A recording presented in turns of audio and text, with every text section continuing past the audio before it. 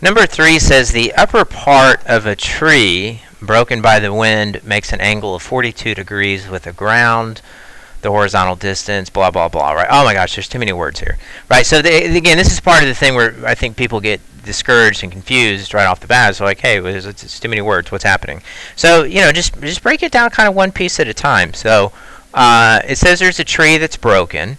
So, I've got a tree. I'm going to draw a little tree here. And my tree broke. I guess it got struck by, not lightning, but wind here. And then so it broke, and it fell over. So think of it kind of, it snapped, and then this part fell to the ground. So there's the top of our tree. Here's our ground. Right, so you had a tree, the trunk of it, the base of it still in the ground. It snapped, it broke, and then that part fell over. And it says that it makes an angle of 42 degrees with the ground. So this would be our 42 degrees. Because what we're assuming again that the tree is perpendicular to the ground, that this forms a 90-degree angle, which may or may not necessarily be exactly the case, but we're making that assumption here. And then it says the horizontal distance from the root. Okay, here's the root. So root to top of the tree is 25 meters. So here's the root, here's top of the tree, right? Because top of the tree is not over here anymore because it broke. It fell to the ground. So we're saying that this distance is 25 meters. And it's saying find the height before it was broken. Well, so what's the height of the tree? Well, there's kind of two parts to it, because there's the part that's still stuck in the ground. Maybe I'll call that X. And then there's the part that's broken. Right? We'll call that Y. And if I added these two together, that would give me the total height of the tree. So if I've got kind of two pieces here. So X represents the part of the tree that's still kind of stuck in the ground. And then Y is going to represent the part of the tree that, fell over or kind of broke off. That's a horrible looking tree, by the way. As I say, you don't have to be an artist here, but I think it helps kind of draw the diagram. So we're actually going to have kind of two trig functions going here. Let's get everything labeled. So side opposite the right angle, that's my hypotenuse. So that always jumps out to me first. Side opposite the angle, that's going to be opposite. And then the side in between the hypotenuse and the angle is going to be my adjacent. So that'll be my adjacent. Now, so if I'm looking, so what parts are in play here? Well, it depends upon what are we looking at. If we're talking about the opposite, let's look at this side first. So if I'm talking about the opposite side, I want the opposite, and then I have the adjacent. Actually, maybe this orange isn't the best color. Maybe we'll change that to a red. So if I'm talking about opposite and adjacent, let me get my menu up here. So here's my SOHCAHTOA. If I'm working with opposite and adjacent, O and A, well, that's going to be tangent. So I'm going to have tangent of 42 degrees is equal to the opposite, which is X, over the adjacent, which is 25. Okay, so we know how to solve this. Divided by 25, so the opposite of dividing by 25 is to multiply by 25. So those cancel each other out. And then so I end up with X equals 25 times the tangent of 42 degrees. Let's throw that into the calculator. So 25 times tangent of 42, and we get 22.5. I don't know. Let's well, we'll round to one decimal place. So let's call it 22.5. So let's say approximately 22.5 meters.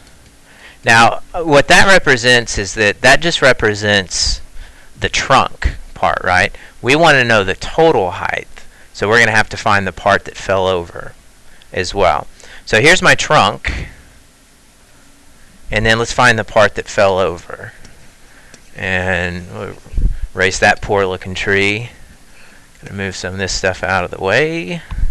Alright, so let's find this other part of it. So the other part, which is the part that fell, that broke, and that fell to the ground, right, that part of it.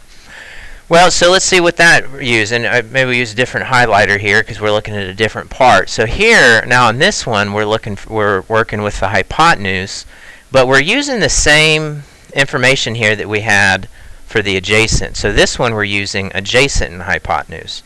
So if I want to know, well, adjacent and hypotenuse, A and H, that's going to be cosine. So I'm going to be using a different trig function because I have different sides paired up. So my pair here is going to be cosine of 42 degrees. So same angle measurement, 42, just different sides.